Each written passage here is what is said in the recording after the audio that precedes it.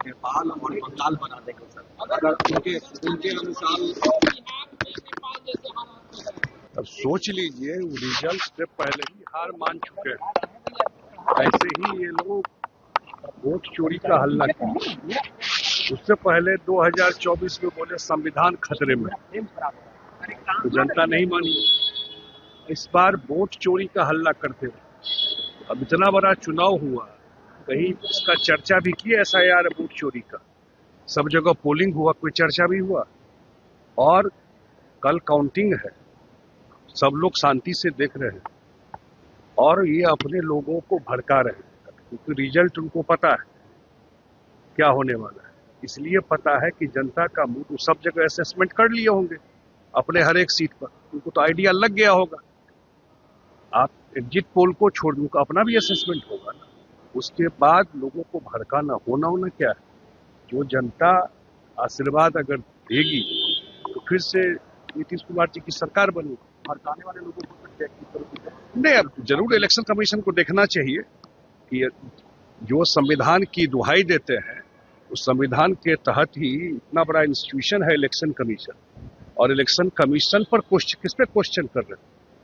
वो चुनाव वो ऑलरेडी अपना बना रहे हैं, कल के हार के बाद क्या बोलना है, उसी के लिए इलेक्शन कमीशन पर क्वेश्चन कर रहे हैं, बिना इंतजार किए हुए कि कल काउंटिंग हो।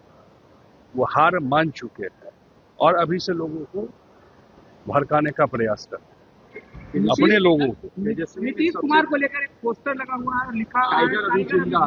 तो मैं बहुत पहले बोला था, बहुत पहले कि जब लगे आपको कि नीतीश कुमार जो लोग चलाने लगता है कि नीचे डाउन हो गए, तो समझिए कि एकदम फिनिक्स की तरह वो ऊपर निकल गए। लेकिन काउंटिंग से पहले इस तरीके से जो आरजेडी के नेता कह रहे हैं, कुछ जंगल राज की परिभाषित कर रहे हैं। बिल्कुल कर रहे हैं, इसी तरह की राजनीति तो करते रहे वो।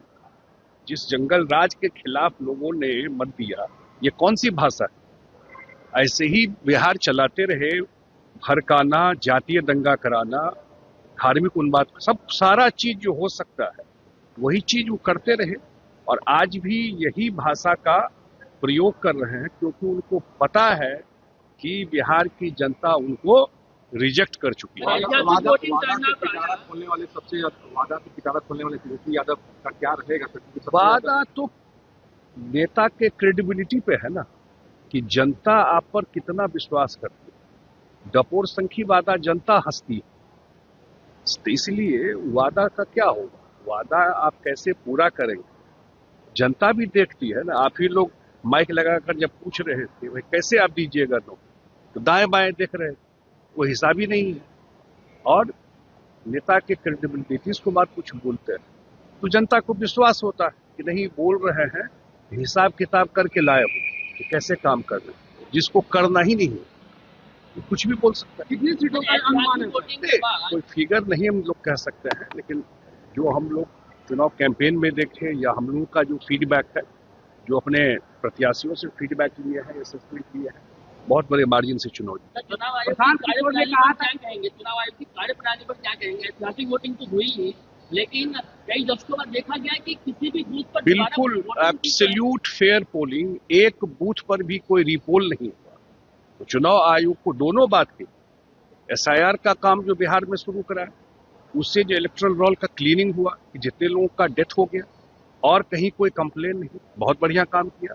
और दूसरा, जितने फेयर तरीके से इलेक्शन कराया है, ये रिमार्केबल है। प्रशांत किशोर ने एक बड़ा चैलेंज नीतीश कुमार को दिया था सरकार बदलने की, क्या लगता है क्या होगा आगे? उन्होंने कहा उनका रिजल्ट आने दीजिए, फिर आप हमसे क्यों पूछ रहे हैं? उन्होंने मैंने कहा ना, हमसे क्यों पूछ रहे हैं?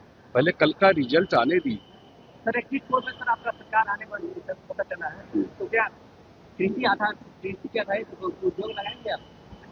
भाई ये तो प्रायोरिटी है ना, सकल अब रिजल्ट आने दीजिए, फिर अगले 5 साल का प्रायोरिटी भी सरकार बताएगी। सर दिलीप बबुला को लेकर कांग्रेस अब सवाल खड़े कर रही है कि इसमें छोटे पोल कैसे पहुंचा और साथ ही साथ इसका जिम्मेवारी को। देखिए, इस पर राजनीति नहीं करनी चाहिए, और मुझे लगता है जितना अखबार पढ़ा हूँ उसी की बेसिस पे कह सकता हूँ। इन्वेस्टिगेशन चल रहा है और जो अखबार के रिपोर्टिंग से बहुत बड़ी घटना हो सकती है, जिसको किसी न किसी उससे ये घटना नहीं हुई, लेकिन ये इस पर सरकार इस पर जवाब दे ही रही है अपने तरीके से।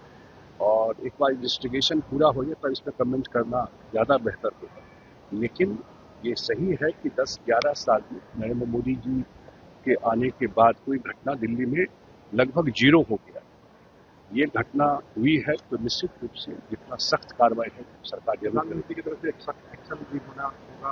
हमको लगता है कि इस इशू पर तो जो पोजीशन रहा है सरकार और किसी भी उसका रहेगा कि आतंकवाद में इनोसेंट लोगों का जान लेता है और ऐसे एलिमेंट को तो बिल्कुल कोई मर्सी के लायक नहीं है, तो निश्चित रूप से सरकार कर रही है।